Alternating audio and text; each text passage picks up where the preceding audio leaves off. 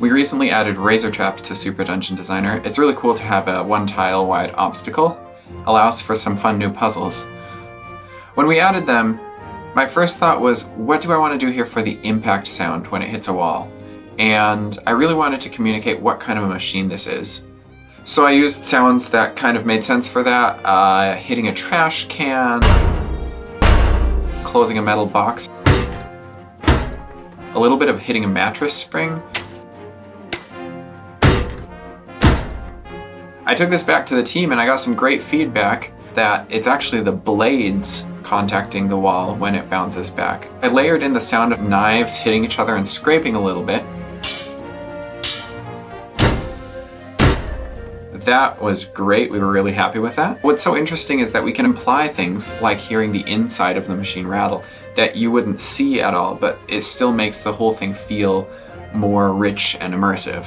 Speaking of implying things that we can't actually see, I also wanted some sort of an engine sound. My first thought was lawnmower, and I tried variations of using lawnmower sounds and they never felt right. So I was hunting for different sounds, and I was at my friend's house and he had a massage gun, and it was the coolest sound to me. I've started bringing a small field recording kit with me. That ended up being great here because I could just record his massage gun right at his house. I recorded it at various speeds. The tricky thing here was because of all the resonances and vibrating of it, even at a constant speed, you can hear how the sound transforms over time.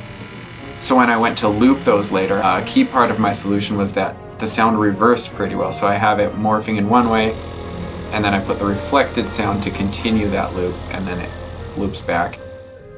Implementation was relatively straightforward. When the Razortrap starts in the game, it starts the engine sound, but that also includes a silence level. So if it isn't moving, it just goes to that. And then those are switched by a switch, which in turn is controlled by an RTPC. That's real-time parameter control. And this is fed the speed from Unity through this script here. So I didn't do any fancy transitions between speeds, just a little crossfade. And it worked out like this.